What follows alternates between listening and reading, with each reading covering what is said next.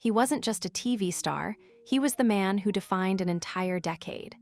The pastel suits, the sports cars, the swagger that made every magazine cover, Don Johnson looked untouchable. But behind the perfect image was a story far darker than anyone imagined. How does someone go from pulling in millions of dollars per season to facing the possibility of losing everything, even his home? From small-town poverty to international fame to scandals that made headlines around the world, Don's journey is the kind you'd never believe if it wasn't true. And once you hear it all, you'll never look at him the same way again. Don Johnson's story doesn't begin with yachts, Ferraris, or Hollywood fame. It starts in a small, struggling town in Missouri, where life looked nothing like the glossy magazine covers he would one day dominate. Born Donnie Wayne Johnson on December 15, 1949, in Flat Creek, his arrival came into a family that was barely holding it together. His mother was just 16 years old, his father 19, and both were still trying to figure out adulthood themselves. They were essentially kids raising a kid, and survival was their first priority. Money was always tight, stress filled the home, and stability was something Don rarely knew. When he was still young, the family relocated to Wichita, Kansas, where he spent most of his childhood. But even there, things didn't get easier. His parents divorced when he was just 12, leaving him as the oldest sibling shouldering responsibility far beyond his years. Don later described his childhood as chaotic, filled with neglect and emotional struggles that weighed on him heavily. At 16, after years of feeling trapped and unhappy, he left home entirely. It was a bold and reckless decision, but it marked the start of his relentless search for something bigger than small-town survival. In high school, he hadn't been the most disciplined student, but he had that restless energy that made him stand out. He was charming, rebellious, and often in trouble, but also magnetic in a way that drew people in. That spark carried him into something unexpected. Almost by accident, Don discovered acting when he signed up for a drama class just to earn extra credits. He didn't think much of it at the time, but the moment he stepped on stage as Tony in West Side Story, something shifted. He later said the applause and the attention felt like a drug, filling a void that years of family struggles had left empty. It was the first time he felt truly seen, and from that moment, he knew he had to chase that feeling. After graduating high school, he tried the traditional route and enrolled at the University of Kansas on a partial scholarship, majoring in drama. But the hunger for something more pushed him further, and soon he moved to the American Conservatory Theater in San Francisco, a place known for producing some of the best actors in the business.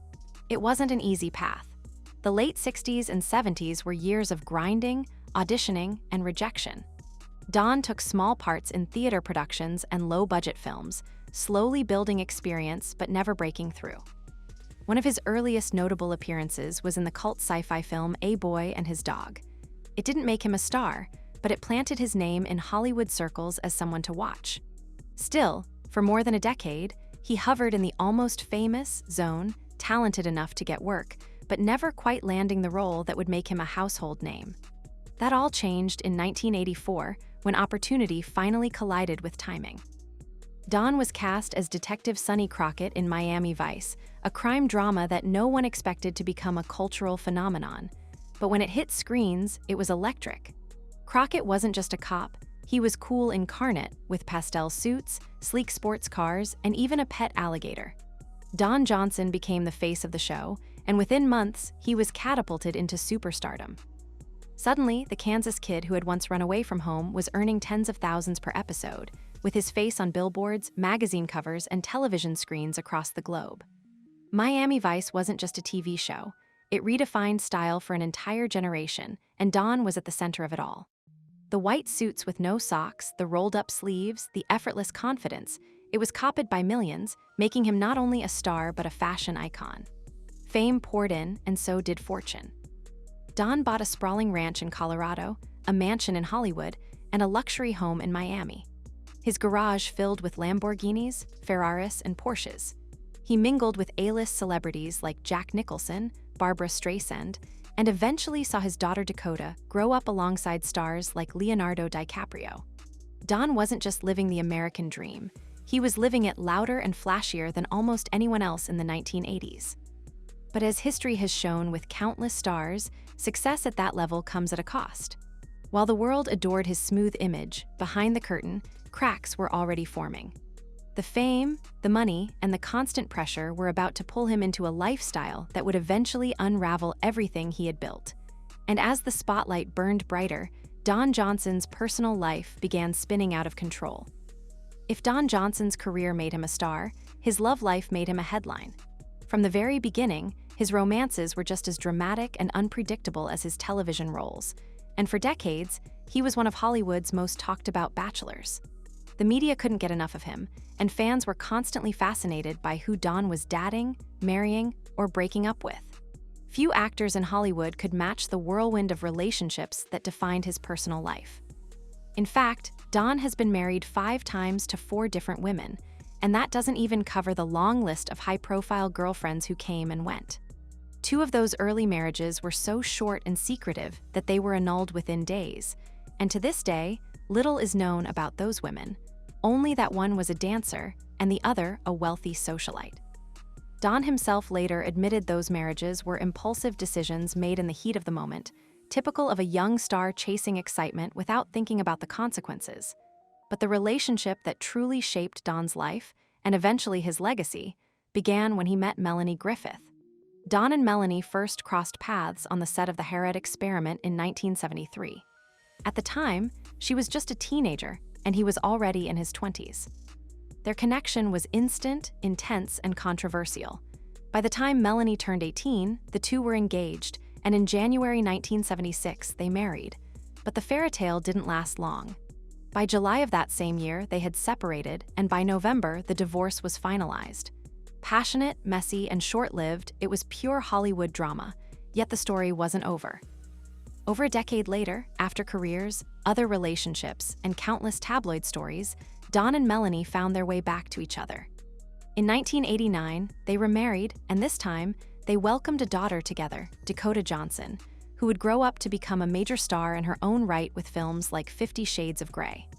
For a while, it seemed like Don and Melanie were destined to be one of Hollywood's great love stories.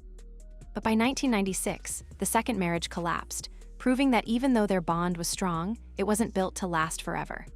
Still, they remained close, co-parenting Dakota and publicly supporting her career in later years. Beyond Melanie, Don's list of partners was like a who's who of Hollywood. In the late 1980s, he famously dated Barbra Streisand, forming an unlikely but glamorous power couple that turned heads everywhere they went. Before that, he had a long-term relationship with model and actress Patty D'Arbanville, with whom he had his first son, Jesse Johnson. Their relationship lasted through much of the early 80s, and although they never married, it was one of his more stable romances during his chaotic rise to fame. Then came the flings and rumored hookups that kept gossip magazines buzzing. He was briefly linked to Uma Thurman in the early 1990s, though the age gap drew criticism, and the relationship fizzled almost as quickly as it began. But perhaps one of the most controversial chapters of Don's dating history was his relationship with Jodi Lyn O'Keefe. They met while filming the television series Nash Bridges, where she played his daughter. Not long after, rumors surfaced that they were romantically involved. At the time, she was only 18, while Don was already in his late 40s. The relationship lasted for several years, but came with heavy media backlash and endless speculation, cementing Don's reputation as a man unafraid of courting controversy. Through all of this, the tabloids painted Don as a wild, unpredictable ladies' man, a reputation he didn't exactly shy away from. But then, in 1999, everything changed. At a party thrown by Mayor Willie Brown of San Francisco, Don met Kelly Fledger, a former preschool teacher and socialite who was worlds apart from the Hollywood starlets he had dated before. Kelly was elegant, grounded, and far removed from the chaos of the entertainment world. Despite a 20-year age gap, Don was 49 and she was 27, the connection was undeniable. They married that same year, and for the first time in his life, Don settled into a relationship that lasted. Together, they had 3 children and built a quiet family life far from the scandals that had once surrounded him. Don often credited Kelly with being the steady influence he needed, the calm in the storm after decades of chaos. By all accounts, she helped him turn his personal life around, proving that stability was possible even for a man whose love life had once been tabloid gold. But while Don finally found peace in his marriage, his past habits and lifestyle choices didn't just disappear. The decades of living on the edge, fueled by fame and temptation, had left their mark. And soon, it wasn't his love life making headlines, it was the darker side of his success. Fame can be intoxicating, and for Don Johnson, the rise to the top of Hollywood in the 1980s came with temptations that would ultimately test him in ways no role ever could. When Miami Vice exploded, Don was suddenly one of the most recognizable men on the planet. He had money, influence, and an open invitation to the wildest parties in Hollywood. But the glamorous lifestyle that looked so perfect from the outside carried a dark undercurrent, one that would slowly pull him into destructive habits and choices. The entertainment industry in the 1980s was overflowing with excess. Nightclubs, fast cars, luxury mansions, and constant media attention created an environment where indulgence wasn't just accepted, it was expected. For Don, the pressure to maintain his image as the ultimate symbol of cool, combined with the never-ending work schedule of a hit television show, became overwhelming. And like many stars of that era, he turned to substances and non-stop partying to cope. At first, it was all fun. The late nights, the drinks, the sense of invincibility that came with being untouchable in the eyes of the public. But what starts as fun has a way of turning into dependency, and soon Don was struggling to control what had become an addiction. He later admitted that the Hollywood scene at the time made it nearly impossible to avoid temptation, saying it was everywhere and impossible to ignore. The late-night binges began bleeding into his professional life.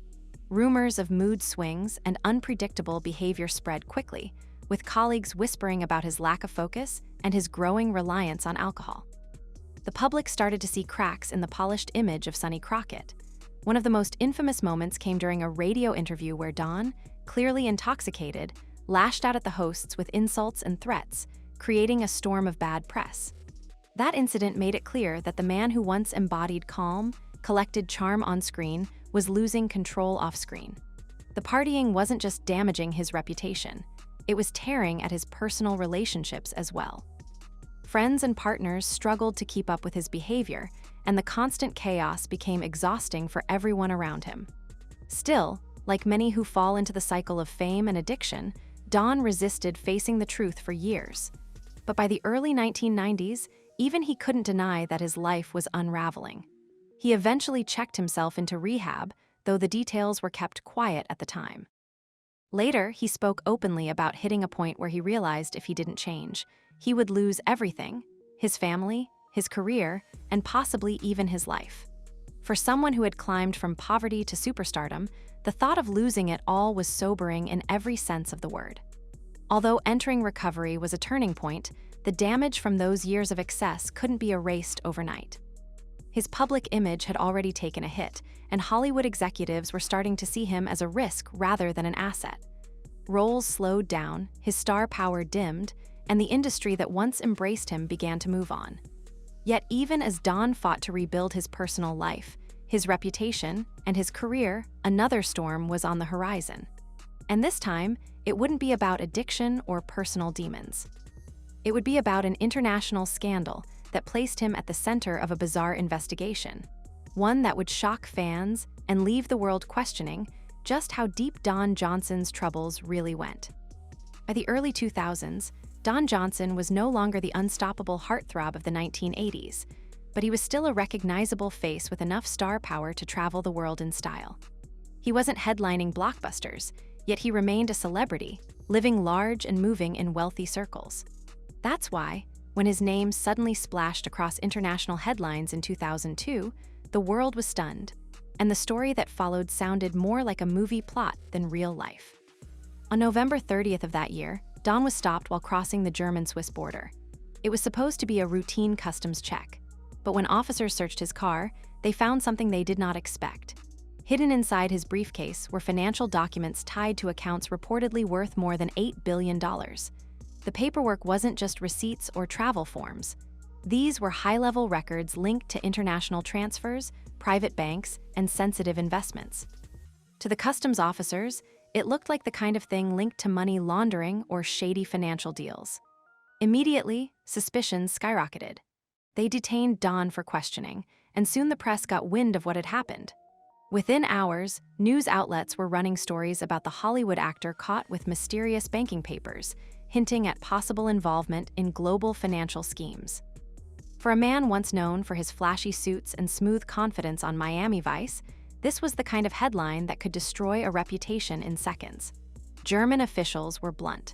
A spokesperson from the Customs Investigation Department even told reporters that if everything was legitimate, there would have been no reason to carry such sensitive financial documents across borders in a personal briefcase.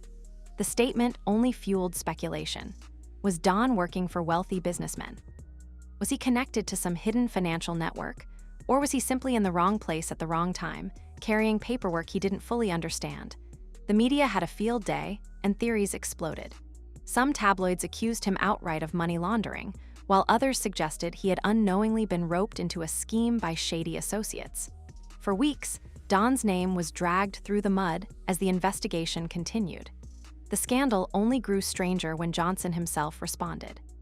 He firmly denied any involvement in wrongdoing, insisting the papers were connected to a film financing deal. He explained that he was traveling with business associates and that there was nothing illegal about what he was carrying. To him, the whole ordeal was a misunderstanding blown out of proportion. And in the end, German investigators agreed. After weeks of digging into the documents, they cleared him of all allegations. No charges were filed, and the case was officially dropped. On paper, Don Johnson was innocent. But in Hollywood, where reputation is everything, the damage had already been done. The image of Don Johnson tied to an $8 billion international scandal was too wild for the public to ignore. Even though he walked away free, the whispers never stopped. Was he broke and desperate for risky side deals? Was he a pawn in someone else's game? Or was this simply an unlucky twist of fate that turned him into the face of a bizarre financial mystery? The truth may never be fully known, but one thing was certain. Don's reputation took another serious hit. Once celebrated for his charm and style, he was now being painted as a faded star surrounded by controversy. And while the $8 billion scandal faded from headlines, it marked the beginning of a much bigger storm, because Don's finances were already crumbling, and what came next would nearly cost him everything he had left. By the time the scandal in Europe was behind him, Don Johnson's financial reality was already collapsing, and the cracks were too big to hide. For a man who once earned tens of millions of dollars, the idea that he could be facing foreclosure, lawsuits, and mounting debts sounded impossible. But that's exactly what happened. The lifestyle he had built in the 1980s, mansions, cars, lavish vacations, high-profile relationships, was never designed to last forever. When the big paychecks slowed down, the bills didn't. Don was still living as though Miami Vice money was pouring in, and the result was devastating. He owned multiple properties, each carrying enormous upkeep costs. He had alimony payments, child support, legal fees, and the everyday expenses of keeping up a Hollywood image. By the early 2000s, work had slowed, and his finances began crumbling. The moment that truly shocked the world came in 2004, when his spectacular Aspen mansion, an enormous 10,000-square-foot property worth millions, was hours away from being seized by the bank. Court filings showed that Don had defaulted on nearly $1 million loan, and foreclosure was imminent. For fans who once saw him as untouchable, the thought of Don Johnson losing his Colorado paradise was unthinkable. Yet that was the reality. Then, at the very last minute, something mysterious happened. The debt was paid, the house was saved, and Don avoided foreclosure by what some described as a hair's breadth. But no one ever really knew how. Some claimed a wealthy friend stepped in, others believed he sold off assets quietly, and a few suggested an anonymous investor bailout him out. Whatever the truth, the episode confirmed one thing: Don Johnson was in serious financial trouble, and the headlines reflected it. The man once known for designer suits and Ferraris was now described as one step from broke. Creditors lined up. He owed money not just to banks, but to a hospital, a law firm, and even a liquor store. For someone who had once been Hollywood's coolest star, it was a humiliating fall. The perception of Don Johnson shifted overnight from glamorous playboy to cautionary tale of excess. And it didn't end there. By 2008, desperate to recover money he believed was owed to him, Don sued Risher Entertainment, the company behind Nash Bridges, claiming they withheld his share of profits. The show had reportedly earned over $1 billion through syndication, and Don argued he was entitled to millions. It turned into a long and messy legal battle, but this time, Don got his win. A jury awarded him $23.2 million, a massive sum that served as a financial lifeline.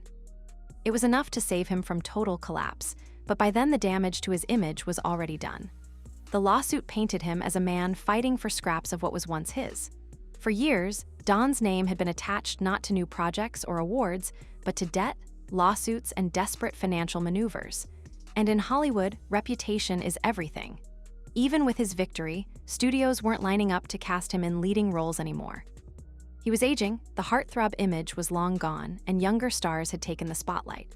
For many, Don Johnson looked like another example of how fame burns too bright, too fast, and leaves nothing but ashes. Yet Don wasn't ready to vanish. While the financial battles nearly broke him, they also forced him to rebuild. Slowly, carefully, he began reinventing himself, not as the flashy playboy of the 1980s, but as a seasoned actor who had survived more than most. The question was, could he truly make a comeback in an industry that had already written him off? Most stars who fall as hard as Don Johnson did never make it back. Hollywood is a place that thrives on youth, glamour, and fresh faces, and once you're labeled as a has-been, the doors rarely open again. But Don's story didn't end with the scandals, the lawsuits, or the near foreclosure of his Aspen mansion. Against the odds, he managed something few thought possible, a reinvention that gave him not only a second career, but also a sense of peace he had been chasing his whole life. After his financial troubles in the 2000s, Don began to shift away from trying to be the leading man. He no longer needed to play the heartthrob in pastel suits or the cop with a Ferrari. Instead, he embraced the roles of the older, wiser character, the type of man who had clearly lived through chaos and come out the other side. And audiences responded. Slowly but surely, Don returned to the screen, not as a desperate star clinging to fame, but as an actor with presence and gravitas. He popped up in projects like Eastbound and Down, showing he could lean into comedy and poke fun at his own image. Then came Quentin Tarantino's Django Unchained in 2012, where he played a sleazy Southern plantation owner, proving he still had the charisma to command attention in a blockbuster. In 2019, he surprised critics again with his role in HBO's Watchmen, a series that introduced him to a whole new generation of viewers. Suddenly, Don Johnson wasn't just a relic of the 1980s, he was relevant again. And he kept going. By 2024, he was appearing in Netflix's Rebel Ridge, further cementing his reputation as a survivor in an industry that usually doesn't allow comebacks. But perhaps more important than his career revival was the personal transformation happening behind the scenes. Don had finally conquered the addictions and reckless habits that once threatened to destroy him. He was open about his sobriety, candid about the mistakes he had made, and unapologetic about the lessons he'd learned the hard way. After decades of drama and chaos, his marriage to Kelly Fletcher had given him the stability he never thought possible. Together, they raised 3 children, and Don often credited her with keeping him grounded when everything else was falling apart. He also rebuilt close relationships with his older children, Jesse and Dakota, both of whom went on to have their own successful careers in the entertainment industry. Looking at Don Johnson now, at 75 years old, it's hard not to see a man who has lived through every extreme life can throw at you: poverty, superstardom, scandal, financial ruin, and redemption. He is no longer the reckless party boy of the 1980s, nor the broke star begging banks to keep his house. Instead, he is someone who has embraced the ups and downs, scars and all, and turned them into a story of resilience. There's a certain irony in the fact that the man who once symbolized superficial glamour now embodies something much deeper: survival, growth, and perspective. His downfall may have been fueled by unchecked spending, poor choices, and dangerous habits, but his comeback was built on humility, reinvention, and a willingness to adapt. Don Johnson lost millions, lost friends, and nearly lost his career, but he gained something far more valuable: the ability to keep going when the world expected him to disappear. And while Hollywood might never fully forget the scandals or the wild years, it has once again found a place for him. The only question that lingers is whether this final chapter is truly his redemption or just another calm before a new storm. Because if Don Johnson's life has proven anything, it's that his story is never as simple as it seems.